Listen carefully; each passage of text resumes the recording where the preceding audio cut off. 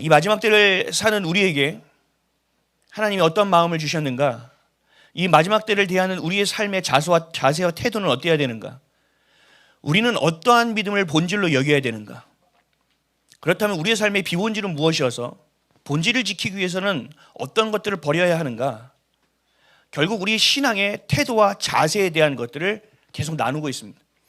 지난주에는 그렇다면 우리가 어떻게 살아내야 되는가까지 말씀드렸습니다. 오늘은 뭐냐? 그럼 우리가 어디를 보고 살아야 되느냐는 겁니다. 오늘은 천국에 대한 이야기입니다. 천국은 뜬구름 잡는 얘기가 아닙니다. 죽으면 가는 나라가 아닙니다. 지금도 하나님의 나라, 통치가 여러분 안에 있으면 여러분 안에서는 하나님의 나라가 이미 임한 겁니다. 그 맛본 것을 가지고 이 땅에서 살아가는 것이고, 그리하여 주님이 부르시는 그날 그 본향을 가는 겁니다. 그것이 바로 천국입니다. 천국은 헬라 철학에서 얘기하는, 서양 철학에서 얘기하는 죽으면 가는 그냥 나라, 이런 차원이 아니라는 거예요. 그래서 지금도 우리 안에는 천국이 임해야 되는 것이고, 우리의 삶이 언제 하나님께서 부르실지 모르지만 천국을 갈, 하나님의 나라를 갈 준비가 우리가 되어져야만 됩니다. 그래서 매일매일의 삶이 주님이 언제 나를 데려가실지 알지 못하기 때문에 매일매일 근신하고 깨어 있어야 되고 준비되어지는 삶을 우리가 살아야 된다는 것입니다. 여러분, 예수를 그리스도로 믿으십니까? 그러면 예수를 믿는 사람은 무엇을 위해 살아가는 겁니까? 예수를 믿는 사람은 누구를 향해 살아가는 겁니까? 예수를 믿는 사람은 무엇 때문에 살아갑니까? 다시 정리해서 얘기하면 예수를 믿는 사람은 어떠한 소망을 품고 살아갑니까? 여러분이 예수를 믿는 분들하고 말씀하셨잖아요. 예수를 그리스도로 믿는 분들. 그렇다면 여러분들의 소망은 어디에 있습니까? 하나님 나라가 돼야 됩니다. 성경에서 하나님 나라를 천국이라고 말씀합니다. 예수를 믿는 사람은요, 세상 사람들과 유한하다는 건 똑같습니다. 예수를 믿는 사람도 교통사고가 날 수 있습니다. 근데 의도가 다르죠. 하나님의 개입하심이 있느냐 없느냐에 어마어마한 차이가 있죠. 예수를 믿는 사람도 죽습니다. 영원한 생명이 없습니다. 이 땅에서는. 주님을 믿고 예수의 생명이 내 마음판에 새겨지고 주님의 부르심이 있고 주님의 나라에 가야만이 되는 것이죠. 그래야 영원한 생명이 우리 안에 있는 거죠. 하나님 나라를 소망하고 살아간다는 것은 그냥 좋은 곳으로 가는 것이 아니라 영원한 나라를 소망하는 것, 영원한 생명을 소망하는 것입니다. 그래서 예수를 그리스도로 믿는 사람들은 어떠한 상황과 환경 가운데서도 믿음을 잃어버리지 않습니다. 왜요? 소망이 있으니까요. 6.25 때도 마찬가지고 공산당이 들어간 모든 땅에서 가장 먼저 누구를 죽였죠? 교회를 파하고 여러분보다 목사를 먼저 죽입니다. 목사를 먼저 죽이고 또 여러분들을 죽이겠죠. 왜요? 말이 안 통하거든요. 아무리 거짓말을 해도 소용이 없거든요. 왜요? 이 땅에 있는 것으로 다 속이는데 안 되거든요. 우리의 소망이 어디 있으니까요? 하나님 나라에 있으니까요. 여러분, 이게 그리스도인으로서 가장 큰 힘이 돼야 돼요. 어떠한 상황과 어떠한 핍박과 어떠한 어려움 가운데서도 예수님이 내 그리스도이시고 나의 생명은 하나님께 있는 것이고 나는 본향에 돌아갈 자이고 여기서 영원히 사는 것이 아니라 하나님 나라에 영원히 살아간다는 그 존재, 그 소망. 그래서 우리는 가난 속에서도 그 역경 속에서도 하나님의 사랑을 향해 살아가고 믿음을 향해 살아가고 어떠한 순간 가운데서 말씀을 붙들려고 애쓰며 살아가게 되는 것입니다. 이게 예수를 믿는 사람들의 정상적인 범주죠. 예수를 그리스도로 믿는 사람들은 당연히 이렇게 살아가야 됩니다. 그렇죠? 아멘이십니까? 근데 제가 이렇게 얘기하면 저보고 참된 목사래요. 너무 선한 목사래요. 말씀이 너무 좋대요. 여러분, 이 세상에서 이 땅에서 교회에서 자꾸 교훈을 얘기하는 거예요. 자꾸 지혜를 얘기하는 거예요. 자꾸 긍정의 힘을 얘기하는 거예요. 세상에서 어떻게 하면 잘 살 수 있는지를 얘기하는 거예요. 성경에서 그런 얘기가 1도 없어요. 성경에서 말씀하시는 건 네가 이 땅에서 잘 살고 못 사는 건 하나님 그렇게 중요하게 생각하지 않으세요. 좀 섭섭하시나요? 섭섭해요? 여러분들이 한 끼를 먹는데 6,000원짜리를 먹던 35,000원짜리 또 5만원짜리를 먹던 하나님 별로 그렇게 관심이 없다니까요. 하나님은 오늘 지금 너의 마음이 내게 있느냐는 거예요. 너의 시선이 나에게 있느냐는 거예요. 그래서 하나님 공평하신 하나님이에요. 어제 미친놈처럼 뭐 잘못하고 막 나는 죄인이야 막 이러고 해도 오늘 제가 주여 잘못했습니다, 이 죄인을 어떻게 할까요 하는 주님의 그 상황을 인식하고 인정해 준다는 거죠. 네가 돌아온 탕자구나. 다시 그러지 마. 내 마음이 얼마나 아픈지 알아. 그리고 주님께서 가르쳐 주시는 하나님. 여러분, 이게 그리스도인으로서의 삶이에요. 기본이라고요. 근데 우리는 그렇게 살지 못해요. 그럼에도 불구하고 수많은 미혹과 배도의 흐름을 이겨내려고 합니다. 지금 여기 모인 분들은 거의 99.9%가 WCC와 WA와 NCCK와 로잔대를 반대하실 겁니다. 차별금지법은 안 된다고 여러분 이야기하실 겁니다. 그래서 극우라는 얘기도 듣고 욕도 먹고 손가락질을 당하지만 그래도 그게 옳으니까 붙들고 가는 겁니다. 여기 먼 곳에서 오신 분들도 계실 거예요. 어떻게든 주님이 원하시는 일을 하려고 해요. 근데 마지막에 무너지게 하는 것이 하나 있습니다. 그게 뭐냐? 돈이에요. 많은 미혹과 많은 배도의 흐름을 이겨냈고 또 이겨내지만 이 물질에 대한 것을 넘지 못하는 사람이 태반입니다. 믿음과 구원의 가장 큰 적이 뭐냐? 돈입니다. 여러분, 목구멍이 포도청이라는 얘기 아시죠? 너무 오래된 얘기지만 목구멍이 포도청이 뭐예요? 제가 사전을 찾아봤어요. 먹고 살기 위해서, 생계와 생존을 위해서는 무슨 짓도 할 수 있다는 말이다. 먹고 살기 위해서는 사기도 치고, 먹고 살기 위해서는 별짓을 다 한다는 거예요. 자기의 양심도 팔고 윤리와 도덕도 팔고 산다는 거예요. 먹고 사는 건 중요하다는 얘기입니다. 여러분, 먹고 사는 게 중요하지 않다고 여기시는 분, 난 돈 없어도 살 수 있어요 하시는 분 계세요? 없잖아요. 우리가 지키고자 하는 자유민주주의도 동일해요. 우리가 먹고 살아가는 경제적 독립이 일어나지 않으면요, 자유민주주의도요 사상 누각에 불과해요. 모래 위에 지은 집이에요. 이건 먹고 살 것이 없는데 무슨 자유고 뭐가 필요합니까? 우리나라의 국부 되시는 이승만 대통령이 자유민주주의를 세울 때 가장 중요하게 생각하고 했던 일이 뭐냐? 토지개혁입니다. 토지개혁에 성공했기 때문에 자유민주주의 체제가 그 토양 위에 세워질 수 있었습니다. 경제적 불평등을 해소한 거예요. 자기의 땅을 줘서 힘써 일할 수 있는 기회를 준 거예요. 그리고 이것이 농업의 생산성이 증대되는 일, 그 결과로 나타났습니다. 그래서 이렇게들 얘기하죠. 이승만 대통령이 먹고 살 수 있도록 레일을 깔았다. 그리고 박정희라는 기관차가 그 위를 달렸다. 이 얘기 동의하십니까? 이 두 대통령의 이 위대한 결단이 지금의 자유민주주의의 초석과 토대와 토양을 이루는 데 사용된 것입니다. 그러니까 돈을 무시하면 안 됩니다. 돈은 중요하다는 얘기예요. 우리의 체제를 지키는 것도 먹고 사는 것이 해결되지 않으면 못 지켜요. 수고해서 하나님의 나라를 세워가고 가정을 건사하는 거, 여러분, 매우 중요한 일입니다. 매우. 그래서 가장은 일을 해야 됩니다. 가장은 일을 해서 무슨 일을 하더라도 사기치는 거 빼고 불로소득 빼고 땀 흘려서 할 수 있는, 주님 앞에 정직하게 할 수 있는 일을 해서 그것으로 내 아내와 내 자녀들 먹여 살릴 수 있어야 됩니다. 근데 문제는 돈이에요. 여러분, 돈만 조금만 더 있으면 좀 잘 살 것 같죠? 조금만 넉넉하면 내가 예수님 더 잘 믿을 것 같죠? 조금만 더 괜찮으면 내가 더 평안하게 주님 봉사하고 더 주님을 위해서 살 수 있을 것 같아요. 그래서 그게 안 되니까 우리가 어디에 손가락질하느냐? 돈에 손가락질하는 거예요. 돈, 이 물질, 저것 때문에 내가 돌아버리겠네, 저것 때문에 내가 진짜 살아야 되는데 못 살겠네 하고 산다는 거죠.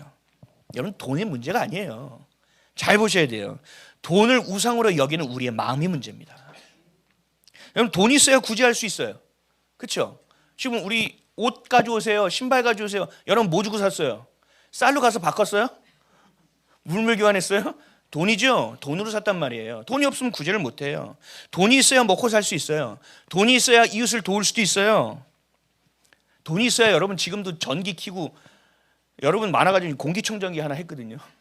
이것도 할 수 있어요. 돈이 있어야 할 수 있는 일이에요. 돈이 있어야 목사님 저도 먹고 삽니다. 돈은 반드시 필요합니다. 근데 문제는 뭐냐? 그럼에도 불구하고 돈이 하나님보다 앞서게 되는 것입니다. 우리는 이것을 우상이라고 말합니다. 여러분 안에 여러분들의 생각과 여러분들의 마음과 여러분의 신앙의 가치관 안에 물질에 대한 성경적인 개념이 정확하게 서야 됩니다. 물질은 뭐지? 돈은 뭐지? 이건 어떻게 가치 있게 쓰는 거지? 하나님 원하시는 거 뭐지? 이 우선순위가 여러분 안에 정립되어 있지 않으면 이 마지막 때에 배도의 흐름, 미혹의 흐름 다 이겨내도 마지막에 여기서 넘어지게 됩니다. 여러분이 아무리 살려고 발버둥치고 주님의 말씀을 지키려고 애를 써도 그 우선순위가 되어 있지 않는 한 반드시 배도하게 되어집니다. 여러분 오늘 이 시간에 그 우선순위가 잘 정립되어 있어서 여러분 천국 백성 알곡으로 잘 준비되어지는, 돈이 우상이 아니라 돈에 매이지 않고 진짜 돈이 무엇인지에 대해서 하나님의 마음을 깨달아서 당당하고 힘있게 살아가는 저 여러분 되시길 축복합니다. 세상 사람들은요 종교라는 것을 만들어 놓았습니다. 여러분 기독교는 종교가 아닙니다. 하나님은 태초부터 계셨습니다. 하나님은 우리를 창조하신 분입니다. 하나님 모든 것을 만드신 분입니다. 기독교는 종교가 아닙니다. 그 모든 시작과 끝입니다. 예수님이 그리스도라는 것이 기독교라는 이름의 뜻입니다. 근데 세상에서 만들어낸 종교는 그렇지 않습니다. 세상에서는 왜 종교를 만들어 놓았느냐? 나에게 복 주는 존재를 만드는 겁니다. 하나님의 무릎 꿇긴 싫어. 하나님께 머리 조아리기 싫어. 하나님의 이름은 정말 싫어. 근데 복음 받아야겠어. 그리고 나 보호 좀 받아야겠어. 그래서 뭘 했느냐? 거짓된 신을 만들어 놓은 겁니다. 그래서 그 신에게 비는 겁니다. 나 복을 좀 달라고. 그리고 그 신의 눈치를 보는 겁니다. 기분 나쁘지 않게 하려고. 그게 고대 시대부터 지금까지의 종교의 역사입니다. 일맥상통하는. 여러분이 경제적으로 어려운 상황이 되었다고 한번 생각해 보세요. 통장 잔고 빵. 어때요 여러분? 통장 잔고 빵. 기분이 어때요? 그 영의 무게가 수십 톤 같이 느껴지죠. 전 처음에 빵 찍혔을 때 깜짝 놀랐어요. 이런 숫자도 있구나. 이럴 수도 있구나. 마이너스는 많이 봤는데 빵? 여러분 그렇게 어려운 처지가 됐다고 생각해 보세요. 우리 애들이 아빠 피자 시켜주세요. 이번 주는 용돈 주지 않나요? 아내는 빈 쌀떡에서 이렇게 또 글적글적이고. 여러분 그런 상황이 됐을 때 직장이 들어왔어요. 일자리가 생겼어요. 근데 주일에도 일해야 된대요. 여러분 그렇다면 예배를 제대로 드릴 수 있을까요? 기도를 깊이 할 수 있을까요? 그럴 수 없을 거예요. 분주함에 치일 것이고 여러분들의 그 분주함에서 삶의 우선순위는 뒤바뀌게 될 것입니다. 그리고 우리의 기도는 철저히 하나님 도와주세요. 하나님 채워주세요. 돈 중심으로 우리의 기도는 매우 빠르게 변질될 것입니다. 하나님의 나라, 천국, 하나님에 대한 소망 없어집니다. 지금 내가 오늘 하루 먹고 살기가 힘든데 지옥 간다고? 오늘 삶이 지옥인데 인지하지 못하게 됩니다. 그래서 예수님이 말씀하신 거예요. 하나님과 물질을 겸하여 섬길 수 없다. 물질이 이렇게 힘 있는 겁니다. 돈이 이렇게 파워풀합니다. 주님께서는 분명한 그래서 우선순위를 우리에게 가르쳐 주시는 겁니다. 누가복음 16장 13절 읽겠습니다. 시작.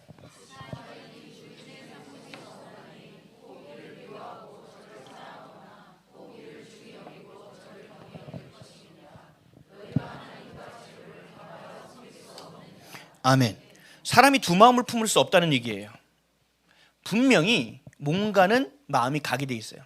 우리 자식들한테 그러죠. 엄마는 왜 나를 더 사랑하지 않아? 엄마는 왜 얘를 더 좋아해? 그러면 엄마는 뭐예요? 야, 다 똑같이 사랑한다. 깨물어서 아픈 손가락이 없단다. 근데 마음을 잘 들여다보세요. 그럼 그런가요? 안 그래요. 부족한 자녀에게 마음이 더 가게 돼 있어요. 좀 더 모자란 자녀에게 마음이 더 가게 돼 있어요. 우리의 마음이 이렇다고요. 두 개를 함께 못 품어요. 우리의 마음은. 사람이 두 마음을 품을 수 없다고 말씀하신 것과 맥을 같이 하는 거예요. 하나님과 재물을 겸하여 섬길 수 없다. 그러니까 이 말을 다시 얘기하면 뭐냐, 너희들 재물이 아닌 하나님만을 섬겨라라는 얘기입니다. 왜요? 물질의 주인이 하나님이시니까요. 돈 없어서는 살 수 없어요. 그렇죠? 돈 없이는 못 살아요. 근데 그 돈의 주인이 누구냐고요? 하나님이시잖아요. 그러니까 주님께서 말씀하시는 거예요. 너 돈에 목매지 마. 필요한 거 알아. 돈에 근데 목매지 마. 돈에 따라 살아가지 마 라고 말씀하시는 거예요. 그렇다면 우리는 돈을 어떻게 바라봐야 되느냐. 디모데전서 6장 10절 시작. 돈을 사랑함이 일만 악의 뿌리가 되나니 이것을 사모하는 자들이 미혹을 받아 믿음에서 떠나 많은 근심으로써 자기를 찔렀도다. 아멘. 이건 돈이 악한 게 아니에요. 돈을 사랑하는 우리의 마음이 악한 거죠. 저는 하나님께 기도해요. 하나님 물질을 주세요. 그래서 하나님 주님이 원하시는 일을 할 수 있게 해주세요. 제가 복지대내에서 한 거의 7년 가까이 일했거든요. 그래서 돈을 어떻게 써야 되는지를 제가 배웠는데 돈을 안 주시는 거예요. 그래서 돈을 달라고 기도했어요. 하나님 이제 이 정도 훈련시키면 되지 않았어요? 돈 좀 주세요. 오랫동안 안 주시더라고요. 근데 보니까 제가 덜 훈련 받았던 거예요. 더 훈련, 더 훈련, 더 훈련. 우리 돈 재정하시는 간사님이 계신데 간사님이 저한테 다급하게 얘기하시는 게 목사님 통장의 앞자리가 바뀌었어요. 그래서 그게 무슨 소린가? 앞자리 하나가 날아갔다는 거죠. 그럼 뭐예요? 돈이 없다는 얘기예요. 그래서 제가 그랬어요. 걱정하지 마세요. 지금까지 우리가 그거 보고 왔나요? 있으면 하나님이 하라는 것이고 없으면 접으면 돼요. 교회 세상 영원한 거 없어요. 맞죠? 영원한 거 없습니다. 하나님만이 영원하신 겁니다. 그러니까 주님이 그만하라면 그만하면 돼요. 그랬더니 어떻게 목사님이 그런 말을 하실 수가 좀 좋죠. 네, 그 얘기를 하더라고요. 근데 그 얘기를 하고 제가 하고 들어가서 목양실에 딱 앉았는데 순간 근심이 몰려오는 거야. 그럼 앞자리가 바뀌었다는 건 몇이란 얘기지? 아직도 덜 됐어요 제가. 여러분 돈에 훈련받는 건 제가 훈련을 많이 받았다고 생각했거든요. 많이 굶어봤고 많이 어려워봤고 쉽지 않은 일들을 많이 경험했어요. 여러분 목사가 된다는 건 하나님 다양하게 경험시키시거든요. 근데 중요한 건 이거예요. 돈에 대해서 하나님보다 돈을 앞서는 거. 내가 돈에 대해서 훈련을 받아서 하나님이 진짜 하나님, 돈의 주의라는 것이 여러분 훈련받아서 마음 가운데 새겨지지 않으면 아무리 오늘 말씀에 설교를 듣고 아멘 아멘 해도 다시 제자리로 돌아갑니다. 그래서 돈을 사랑하는 것이 악하다. 그러면 물질을 어떻게 바라봐야 되느냐? 돈에 대해서 어떻게 정립해야 되느냐? 성경은 이렇게 정의합니다. 잠언 30장 7절에서 9절 시작. 내가 두 가지를 주께 구하였어. 나의 죽기 전에 주시옵소서. 곧 허탄과 거짓말을 내게서 멀리하옵시며 나로 가난하게도 마옵시고 부하게도 마옵시고 오직 필요한 양식으로 내게 먹이시옵소서. 혹 내가 배불러서 하나님을 모른다 여호와가 누구냐 할까 하오며 혹 내가 가난하여 도적질하고 내 하나님의 이름을 욕되게 할까 두려워함이니이다. 아멘. 어려운 말입니다.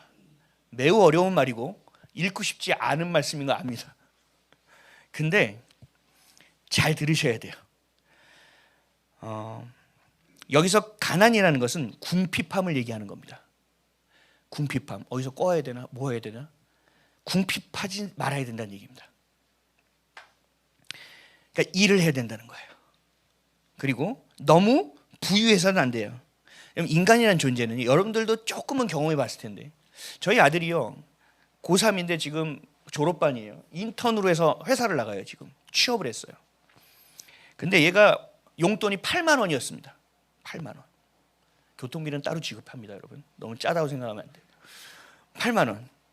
근데 얘가 인턴이지만 100몇만 원을 벌어온 거예요. 그 전에 저랑 약속했어요. 아빠 제가 아빠한테 월급을 맡길게요. 그래서 제가 그랬죠. 그래 내가 너의 돈을 관리해 주겠다. 이렇게 하고 이렇게 하고 이렇게 하고 다 계획을 짰어요. 11조부터 떼야 돼. 지가 알게 모르고 내가 일단 떼줘야지. 막 이렇게 해가지고 계획을 세웠어요. 근데 얘가 돈을 받더니 눈이 돌았어요. 야, 너 월급 받았냐? 네. 근데 왜 연락이 없어? 아버지 제가 본 건데 제가 그냥 쓰면 안 돼요? 씨, 야, 너 나랑 약속했잖아. 얘가 진짜 왜 이래? 너 약속을 지켜. 근데 제가 운전하면서 그걸 묵상하면서 주님 이게 자식입니까? 뭐 제가 이걸 투자한 게 얼마인데 막 이러면서 운전하면 가는데 그 마음이 드는 거야. 8만 원 받다가 100몇만 원 받으니까 눈이 돌만하네. 눈이 돈 거예요. 어제 친구랑 통화하는 걸 들었는데 야 50 남았다 막 이러고 있더라고요. 아빠 빨간 내복도 안 사다 주고. 우리 안에 돈이 생기는 순간부터 뒤집어지는 거예요. 여러분 스스로를 잘 아셔야 돼요. 여러분 넉넉하지 않고 내가 열심히 살아도 넉넉하지 않다. 내가 열심히 사는데 돈을 못 모았다. 계시죠? 내 말년은 왜 이래? 이런 분 계시죠? 축복받으신 겁니다. 할렐루야. 여러분 하나님은요 사랑하는 자들에게 돈 많이 안 줘요. 왜요? 돈 주면 어떻게 돼요? 가서 딴짓 할 거 뻔히 하세요. 주님은 그렇죠? 뭐 할지도 알아요. 저희 아들 어디가 있는지도 알아요. 저는 집에 없으면 어디 가 있겠구나 뻔히 알아요. 인간이라는 존재는요 배가 부르고 등이 따스하면 딴 생각을 하게 되어 있습니다. 특히 아내분들 우리 남편 사업 잘 되게 해서 이런 기도 죄송하지만 집어치우시길 축복합니다. 왜요? 돈 벌면 딴짓 하러 다닙니다. 그럼 배신감만 더 크죠. 그럼 또 하나님한테 또 기도해. 하나님 이 남편을 달래매. 그러니까 우리 안에 뭐가 세워져야 돼요? 물줄관이 정확하게 세워져야 된다. 배불러서 하나님을 모른다. 여호와가 누구냐 할까 하며 그러니까 뭐래요? 나를 부유하게 하지 마십시오. 필요한 양식으로 나를 먹이십시오. 그렇다고 궁핍하게 하지 마십시오. 하나님을 믿는 자가 꿇어다녀서 되겠습니까? 그래도 없는 건 안 해서 나눠주는 인생은 돼야 되지 않겠습니까? 그럼 이게 기독교적인 물질관입니다. 구독자 많이 빠져나갈 것 같은데 여러분 잘 생각하셔야 돼요. 이게 마지막 때의 제일 중요한 개념이에요. 우리 삶에서 반드시 지켜야 돼요. 어려운 말이죠. 야, 너 궁핍해서는 안 돼. 너 부유해서는 안 돼. 그럼 도대체 얼마 가지고 살라는 거야? 여러분 기도해 보시기를 축복합니다. 돈이 없다. 나에게 돈을 아무리 일해도 주지 않는다. 진짜 하나님이 사랑하시는 겁니다. 네. 왜 비웃으세요? 진짜 하나님 사랑하시는 겁니다. 그렇다고 하나님 굶게 안 하세요. 먹고 살 수 있도록 해주세요. 그의 나라와 그의 의를 구하라. 그리하면 내가 이 모든 것을 너에게 더하시리. 무엇을 먹을까, 무엇을 입을까, 무엇을 마실까 걱정하지 마. 그렇죠? 근데 말씀하셨어요. 배부르게라는 단어는 없어요. 그렇죠? 주님께서 필요한 만큼 주신다는 겁니다.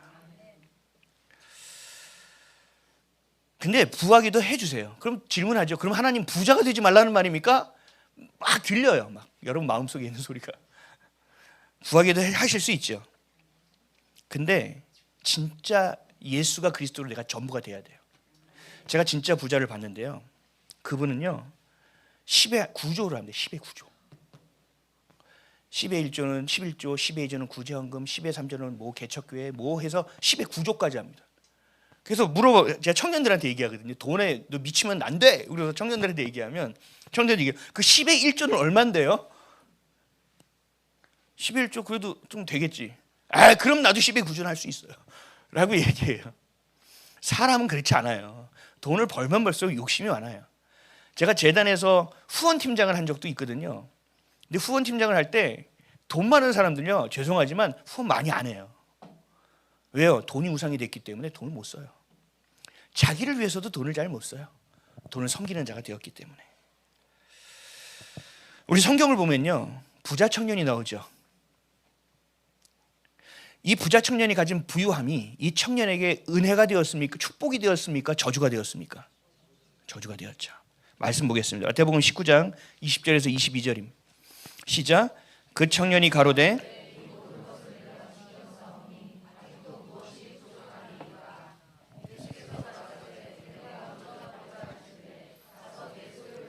가난한 자들에게 주라. 그리하면 하늘에서 보화가 내게 있으리라. 그리고 와서 나를 쫓으라 하시니. 그 청년이 재물이 많음으로 이 말씀을 듣고 근심하며 가니라. 너무 슬픈 내용이죠. 지금으로 말하면 여러분 잘 보세요. 어떤 청년이, 교회 청년이 있어요. 어느 날 스타트업을 창업하겠대요. 그래서 에휴, 취업이나 하지 이러고 있는데 오늘 갑자기 대박이 쳐졌네. 근데 대박에서 막 잘 된다고 하더니 이 상장까지 했대. 이야, 이게 그냥 천문학적인 액수가 이 사람 주머니에 쌓이는 거예요. 근데 그 번 돈으로 지 혼자 쓰는 게 아니고 막 포르쉐 막 이렇게 바꾸는 게 아니라 고아도 도와. 그리고 어려운 장애인들도 도와. 그리고 교회도 섬겨. 특세도 안 빠져. 예배도 헌신해. 막 주차 봉사도 해. 11조도 해. 와, 우리가 볼 때 그런 청년은 어때요? 할렐루야. 우리 교회도 이런 청년 한 명만 와라. 막 이런 마음이 들겠죠. 그렇죠? 그런데 소유를 다 팔아서 가난한 자들에게 주고 나를 따르라 하신 말씀을 따르지 못합니다. 이 청년은 평소에 얘기했을 거예요. 이거 하나님의 은혜입니다. 이렇게 잘 된 거 제가 한 거 아닙니다. 하나님이 하셨습니다. 아마 간증도 할 수 있고 이 모든 것은 하나님의 은혜였습니다라고 고백도 했을 거예요. 근데 정작 청년이 재물이 많아서 하나님을 떠나가는 일이 생기는 겁니다. 그것도 눈앞에 예수 그리스도가 있음에도 불구하고 떠나버립니다. 청년이 재물을 많이 모은 거, 사업이 잘 된 게 이 사람에게 은혜였을까요? 아니요. 저주입니다. 이 청년은 재물이 우선이었을까요? 재물을 주신 하나님이 우선이었을까요? 말은 하나님이 우선이었죠. 근데 결정은 그렇게 하지 않죠. 이 땅보다 천국을 우선하며 살아가는 삶이었을까요? 아니면 이 땅을 전부라고 생각하는 사람이었을까요? 이 땅을 전부라고 사는 사람이었을 거예요. 겉으로 볼 땐 믿음 좋은 청년으로 보이고 정말 저 청년처럼 살면 구원받을 수 있을 거야. 우리 저 청년처럼 되자라고 얘기할 수 있을지 모르지만 그럴 수 없게 된 겁니다. 왜요? 돈에 대한 명확한 우선순위가 없었기 때문에 그렇습니다. 저는 어렸을 때부터 저희 어머니가 가르치셨어요. 저는 의무병 출신입니다. 의무병. 위생병 그러면 뛰어가는 거 있죠. 그냥 총알바지로 가고 싶진 않아서 간호학교를 다녔습니다. 간호조무사를 따면 지원이 가능합니다. 그래서 의무병으로 갔다 왔습니다. 그거 하려고 하는데 집이 가난해서 안 되니까 제가 아르바이트를 한 겁니다. 제 첫 아르바이트는 주유소 아르바이트였습니다. 아르바이트를 숱하게 많이 했습니다. 그때 휘발유가 500원이었나? 근데 롤러스케이트를 타면 수당을 더 준답니다. 인사를 크게 하면 수당을 더 준답니다. 맨 앞에서 더 많은 차들을 받으면 수당을 더 준답니다. 죽어라 했습니다. 끝나면 롤러 못하는데 롤러 연습까지 했습니다. 그 수당 받으려고. 이게 얼마야? 그리고 롤러 연습도 했습니다. 그래서 나름대로 월급 봉투가 굉장히 많은 게 그때는 손으로 다 써서 줬거든요. 수당이 엄청 묻었습니다. 그래서 야 이거 했는데 저희 어머니가 그런 거예요. 너 그거 처절매지? 처절매? 처절매 하나님께 드리는 거야. 헐 이런 망했네. 아니 그 마음이 계속 울려서 너무 고민이 되는 거야. 나 이거 지금 군대 가야 되는데 시간이 없는데 나 이거 학비 내야 되는데 드렸습니다. 짜증내면서 드렸습니다. 그것도 그거 받는 사람 찔리라고 월급 봉투 그대로 주라고 했습니다. 그래서 제가 알기로는 그 칠곡에 있는 어떤 개척교회 드린 걸로 제가 알고 있는데 나중에 정규직이 됐습니다. 군대 제대하고 대학 졸업하고 회사를 들어갔습니다. 회사를 들어가서 일하는데 월급이 늘는데 너무 신나는 거예요. 그래서 집에 갔더니 어머니가 첫 월급이지? 아니 저번에 줬잖아. 근데 제 마음에 정규직 알바 처절매 정규직 처절매 망했네. 난감했습니다. 그래도 한번 해봤으니까 할 수 있었습니다. 했습니다. 너무 여기까지 참 멋있죠? 근데 11조를 내려고 봤습니다. 그랬더니 세금을 많이 떼더라고요. 4대 보험 세금을. 그래서 고민이 쌓였습니다. 세금 전으로 떼야 되냐? 세금 후로 떼야 되냐? 여러분 웃을지 모르겠는데 저에게 굉장히 심각한 고민이었습니다. 꽤 나름대로 차이가 났어요. 왜냐하면 저희 아버지가 그때 일을 못 하실 때라 집에 생활비도 갖다 드려야 되고 하여튼 이것저것 해야 될 게 너무 많아서 이게 저한테 너무 이 만 원 한 장이 너무 어려운 일이었거든요. 근데 큰맘 먹었습니다. 가자. 어차피 드릴 거. 그랬는데 주일헌금도 하잖아요. 많이 드리는 것 같은데. 생일 감사헌금 하잖아요.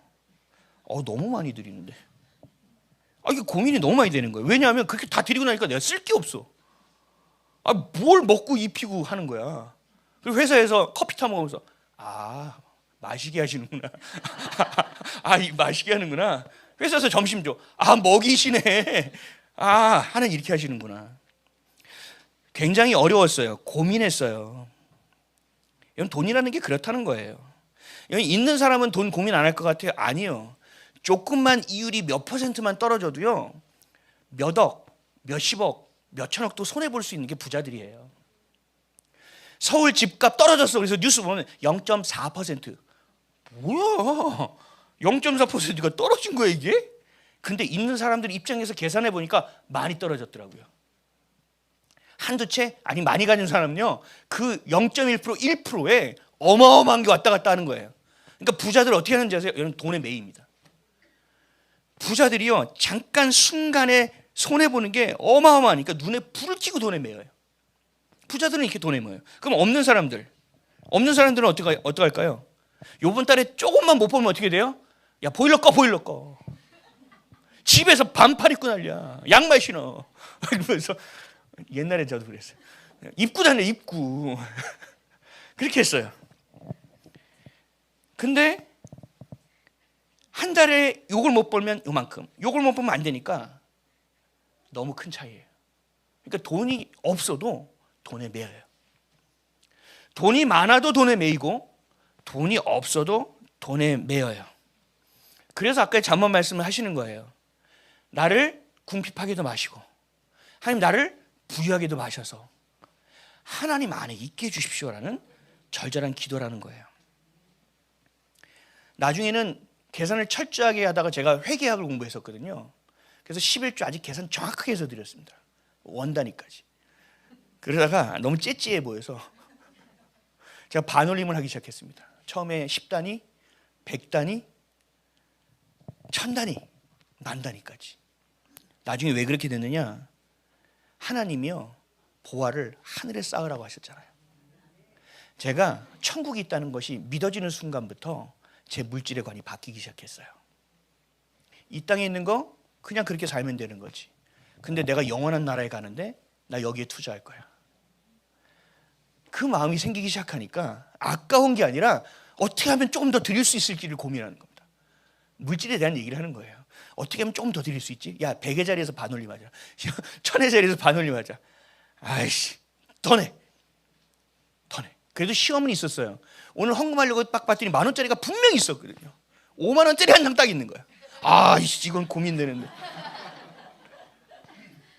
근데 하나님의 나라이고 하나님의 것이라고 여러분 생각되면 마음이 너무 편해요. 그리고 저는 그렇게 기도해요. 제 모든 것을 주님께 드렸사오니 책임지옵소서. 주님, 먹을 것이 없습니다. 오늘 저 집 짜장면 집이 오늘 개업회였습니다. 저 짜장면의 맛을 보고 싶나이다 라고 기도한다고요. 감자탕 집이 생겼네. 주님, 제 감자탕 엄청 좋아하는 거 아시죠? 저 국물 맛이 살이 야들야들한지 하나님 궁금하옵나이다. 여러분, 이 기도가요, 꾸리꾸리한 기도인가요? 추잡한 기도인가요? 안 그래요. 내 아버지께 할 수 있는, 자식만이 할 수 있는 기도예요. 물질관이 그래서 정립되어져야 되는 것입니다. 여전히 죄는 매력적입니다. 여전히 돈은 파워풀합니다. 치명적인 유혹이 있습니다. 그러나 여러분, 천국이 있다는 사실을 믿고 물질의 주인이 하나님이라는 사실을 가지고 내가 부유하지도 않고 궁핍하지도 않은 가운데 주님이 주님 되심을 매일처럼 배워가는 것을 은혜라고 여길 수 있어야 됩니다. 그게 안 된다면 마지막 때 무조건 넘어집니다. 요한계시록 13장 17절입니다. 시작. 누구든지 이 표를 가진 자 외에는 매매를 못하게 하니 이 표는 곧 짐승의 이름이나 그 이름의 수라. 아멘. 무서운 말이죠. 보세요. 짐승의 표를 받지 않으면 매매를 못한대요. 못 산대요. 우리 코로나19 때 경험해 보셨죠? 코로나19 때 돈 많다고 마스크 많이 살 수 있었어요? 아니죠. 제가 어느 날 약국에 서 있었어요. 줄 쫙 섰잖아요. 그것도 어플이 있었어요. 마스크 있는 약국. 지금 생각하면 참 우리 웃기죠. 뭐 그거 아무 상관없는 일인데 놀아놨죠 뭐 저도 그때. 그래서 애들 거 살라고 가서 줄 서서 있는데 주민등록 등본이 필요하다네. 그래서 그걸 가지고 서 있었죠. 근데 서 있다가 순간 이 말씀이 떠오른 거예요.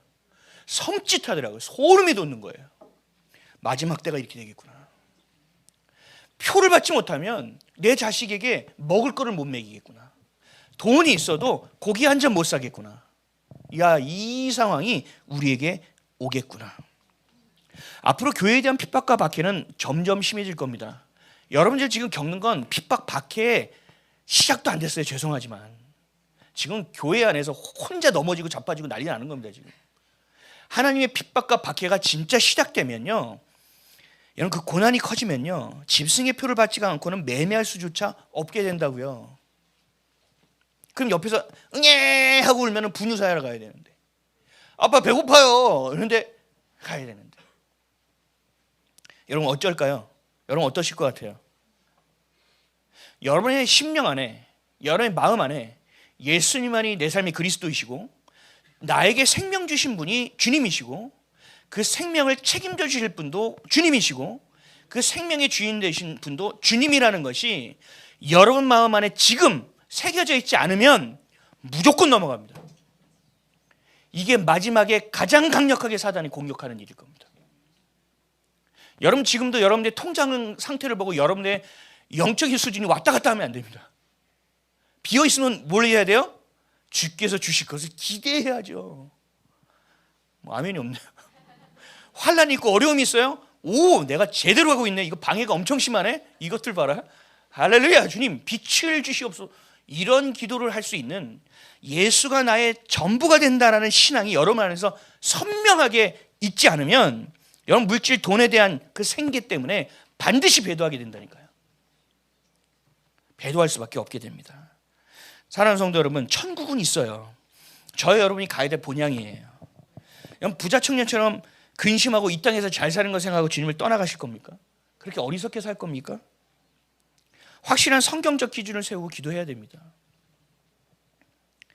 궁핍하기도 마시고 부유하기도 마시고 하나님을 떠나 살지 않게 하옵소서. 바울도 똑같은 고백을 했죠. 빌립보서 4장 11절입니다. 시작. 내가 궁핍함으로 말하는 것이 아니라 어떠한 형편인지 내가 자족하기를 배웠노니. 아멘. 사도 바울은 늘 먹는 걸 좋겠어요. 그거보다 더 이상 먹는 거 더 이상의 일도 하지 않았어요. 그 시간이 되면 복음을 전했어요. 복음을 가르쳤어요. 그러니까 많은 사람들이 보면 아유 저건 지나 잘 살지, 옷이나 좀 사입지, 세수나 좀 향수나 좀 뿌리고 다니, 뭐 이런 말을 들었을 거란 말이죠. 그러니까 사람들이 아유 저거 아유 궁핍하네, 가난하네. 그러니까 바울이 얘기하는 거예요. 내가 궁핍해서 말하는 게 아니야. 지금 나는 자족함을 배웠어. 충분해. 나 만족해. 그 얘기하고 있는 거예요. 여러분 자족한다는 얘기예요. 자족한다는 건 뭐예요? 그 형편을 그냥 감사하고 머물러 있다는 뜻이 아니에요.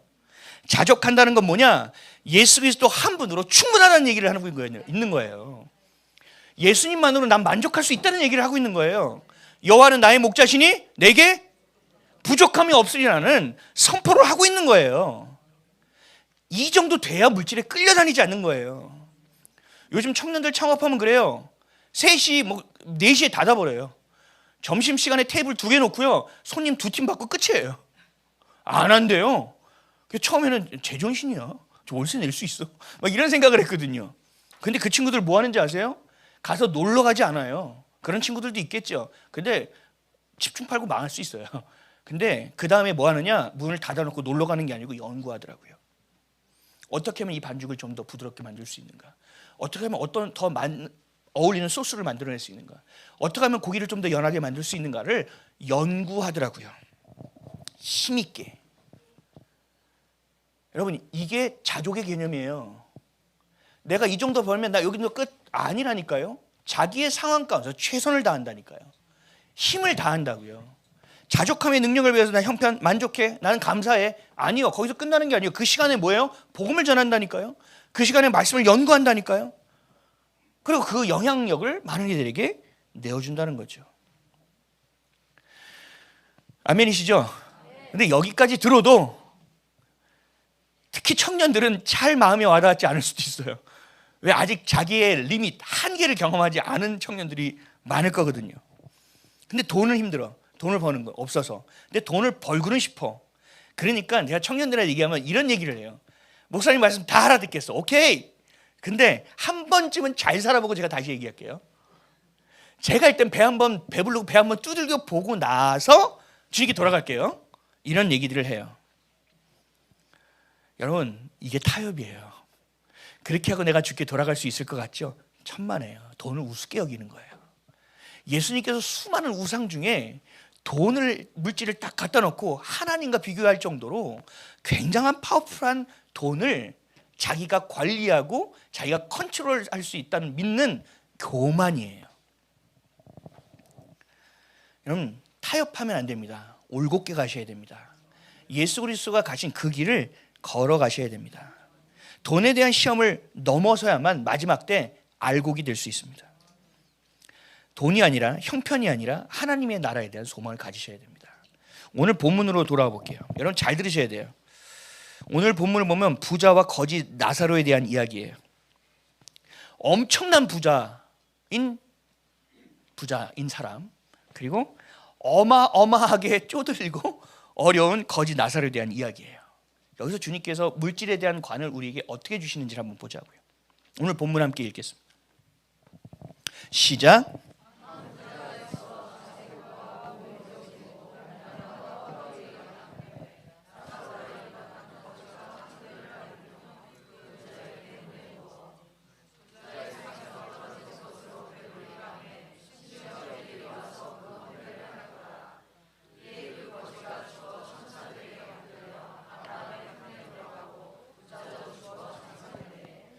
저가 음부에서 고통 중에 눈을 들어 멀리 아브라함과 그의 품에 있는 나사로를 보고 불러 가로되 아버지 아브라함이여 나를 긍휼히 여기사 나사로를 보내어 그 손가락 끝에 물을 찍 내 혀를 서늘하게 하소서. 내가 이 불꽃 가운데에서 고민하나이다. 아멘. 여러분, 이것은요, 천국은 대단해, 지옥은 너무 어려워, 힘들어, 지금 이 얘기하는 게 아니에요. 그 얘기는 가장 액면적인, 표면적인 얘기예요. 보세요. 여러분, 부자예요. 근데 부자가 무슨 색 옷을 입었어요? 자색 옷을 입었다는 건 여러분 아시죠? 귀족이라는 거예요. 신분도 굉장히 높다는 얘기예요. 부자임에도 신분도 높아요. 근데 거지가 있어요. 거지 나사로예요. 여러분, 부자의 이름을 얘기했어요? 부자는 이름을 얘기 안 했어요. 근데 거지는 이름을 얘기 안 해요? 이름이 누구예요? 나사로예요. 정확하게 얘기하고 계세요. 포인트가 있다는 거죠. 나사로의 이름 뜻은 뭐냐? 하나님이 돕는 자라는 뜻이에요. 하나님이 돕는 자. 그런데 거지네. 그냥 거지가 아니에요. 질병도 있어요. 헌대를 개들이 핥았다. 이건 뭐냐? 종기가 나고 고름이 났다는 얘기예요. 몸에 어디가 성하지 않은 거예요. 많은 부분이. 그리고 상에서 떨어진 것을 먹으려고 하는 거지예요. 아마도 이건 게을르다기보다는 아마도 병들었을 겁니다. 움직이기도 어려웠던 것으로 보입니다. 그러니까 구걸하지도 못하니까 상에서 떨어지는 것만 기다리고 있는 겁니다. 예수님은 이 귀족인 부자와 질병에 걸리고 자기 몸 하나 건사하지 못하는 거지 나사로를 극명하게 대비시키고 있습니다. 그러면서 무슨 얘기를 하냐? 천국을 소개하고 있습니다. 잘 보세요. 둘 다 죽었어요.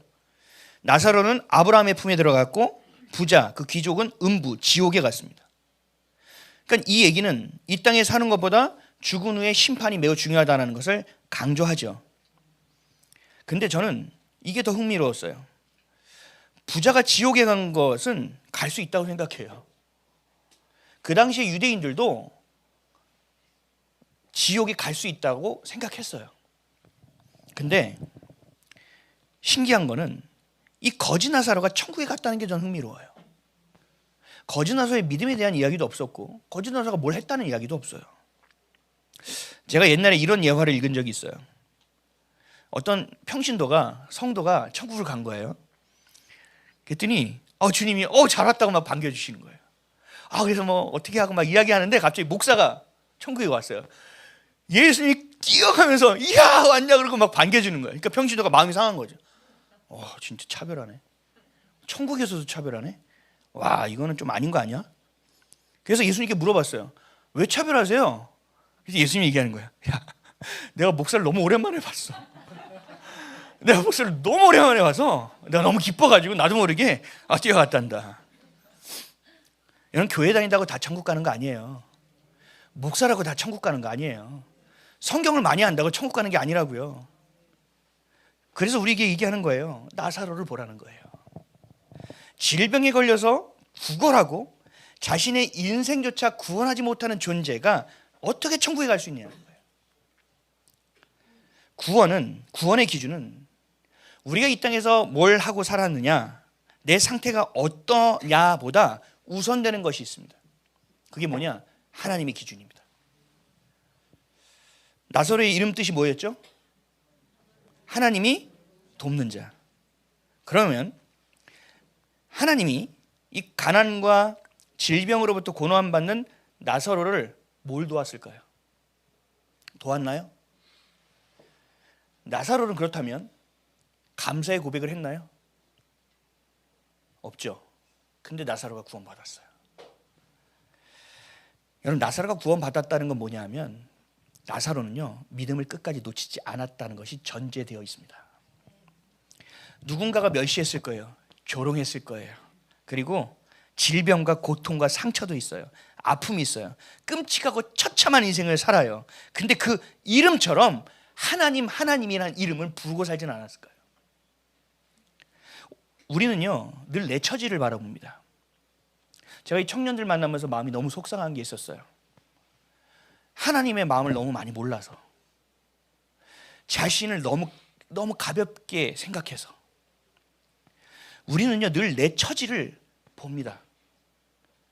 내가 무엇을 했는지, 내가 무엇을 못했는지, 내가 무엇을 잘할 수 있는지, 내가 무엇을 못하는지. 많은 사람들과 우리 아까 전에 찬양 리더가 얘기한 것처럼 비교합니다. 내가 잘 산 걸까? 결론은 어떻게 되느냐? 늘 나 같은 존재가 무슨 하나님의 일을 해?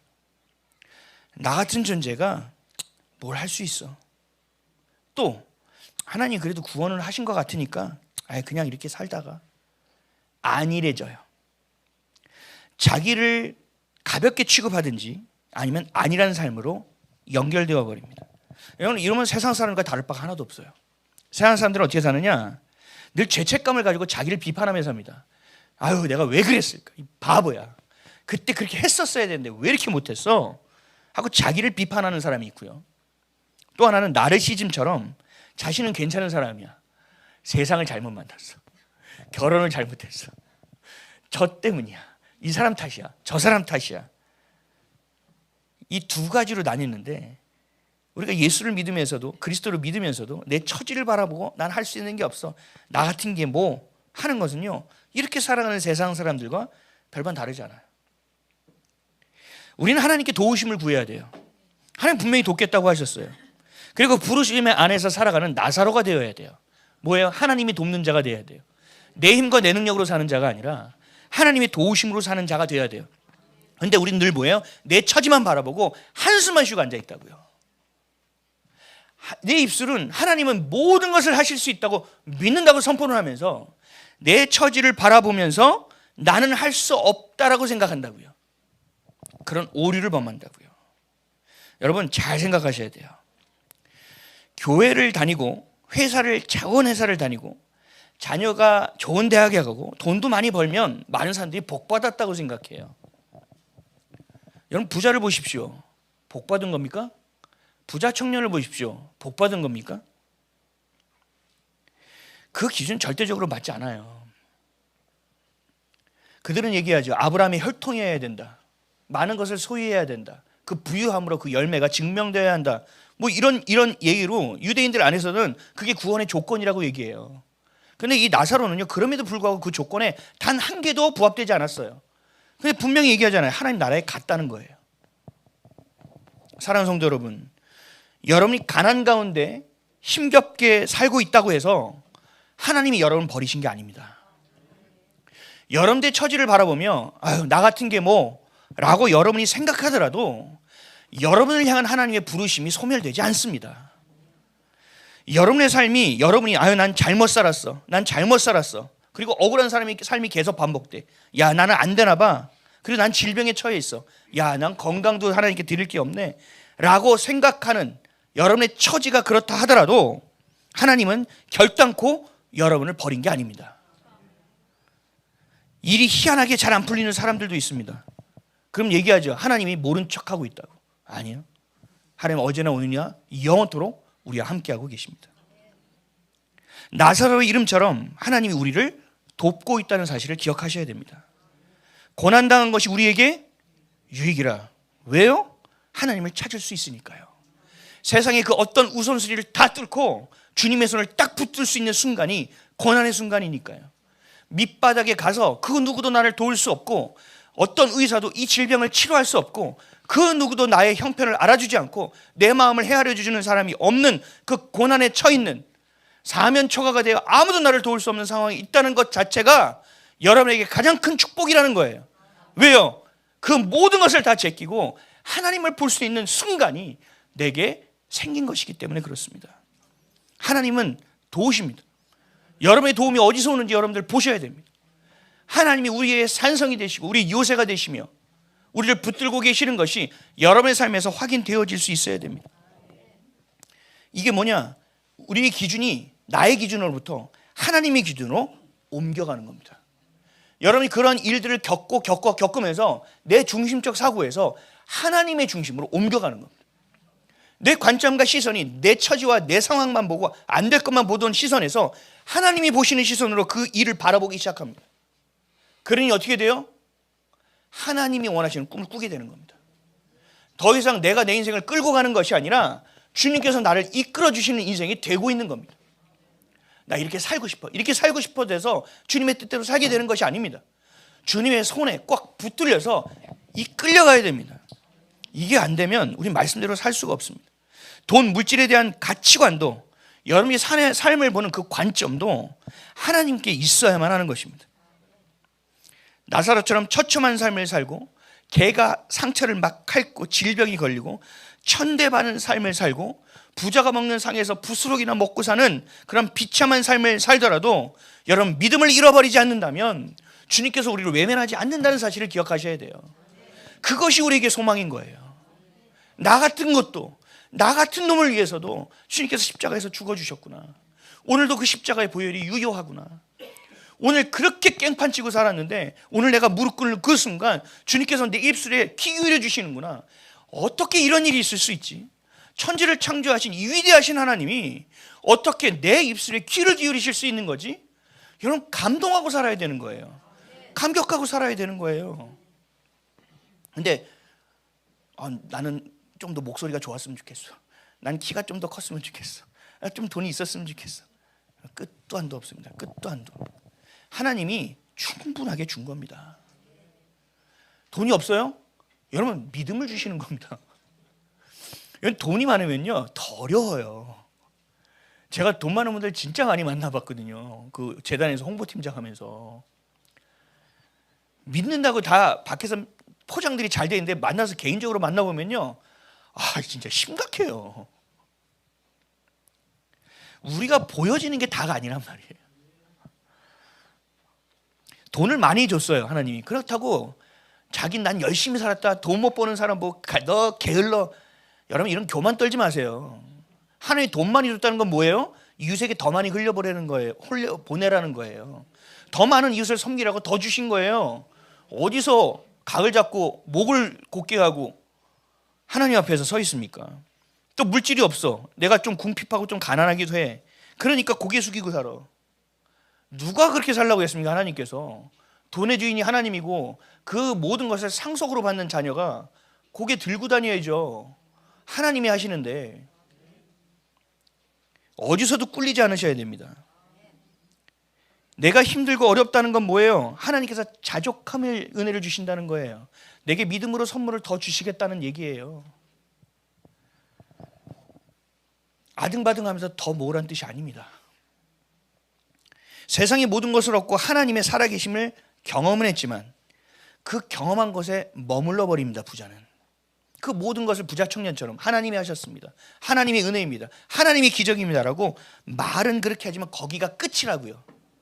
근데 처참하고 가난하고 아픈 인생을 살았지만 끝까지 하나님의 도움만을 구했던 나사로는 하나님 나라에 갔다니까요. 여러분 천국이 있다고 믿으십니까? 아멘이시죠? 그럼 우리의 시선과 우리의 마음과 소망은 어디에 있어야 되냐고요. 하나님 나라에 있어야 되잖아요.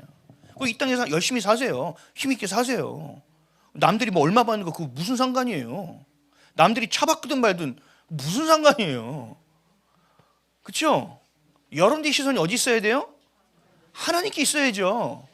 아니 시간이 그렇게 많아요? 다른 사람 쳐다보고 비교하고 있는 시간이, 난 그런 시간 너무 아깝네. 하나님이 주신 것들을 보시길 축복합니다. 우리 세리의 기도와 창기의 기도 기억하시죠? 아니 누구 기도 들으세요? 창기의 기도를 들으시잖아요. 똑같다고요. 부자 귀족이 하나님 나라에 들어가는 게 아니에요. 하나님의 도우심을 끝까지 구했던 나사로가 하나님 나라에 들어가는 겁니다. 천국은 돈이 많다고 갈 수 있는 것이 아니에요. 조건이 채워져서 갈 수 있는 것도 아니에요. 여러분들에게 재물을 주셨다면 하나님이 기뻐하는 이웃을 구제하는 데 사용하시기를 축복합니다. 그 재물을 주신 것에 머무르지 마시고 재물을 주신 하나님의 마음과 의도를 보세요. 하나님이 왜 이렇게 하셨는지를 보세요. 돈을 사랑하고 매여 있는 자들이 되면 반드시 넘어지게 되어 있습니다. 인생의 시험과 미혹을 다 이겨서 주님 앞에 나오지만 이 마지막 엔드타임 때 돈이 하나님의 소유라는 것을 기억하지 못한다면, 그것이 정확하게 서 있지 않는다면 여러분 반드시 배도할 수 있게 된다는 사실을 기억하시기를 축복합니다. 여러분 가난하고 어려운 삶 속에서도 돈 사는 사람이 제일 불쌍한 겁니다. 그래도 부자는 이 땅에서 누려보기로 됐지. 근데 내가 돈이 없는데 돈 하고 살다가 지옥에 가면 이거보다 억울한 일이 어디 있습니까? 비참한 인생입니다. 하나님을 바라보십시오. 자족함을 배워가십시오. 그리고 그 무엇보다, 그 어떤 것보다 하나님을 예배하시고 하나님을 경배하시고 하나님을 기뻐하시고 하나님 원하시는 인생을 살아가는, 그 어떤 것도 주님보다 앞서는 것이 없는 인생 되시기를 예수 그리스도의 이름으로 축복합니다.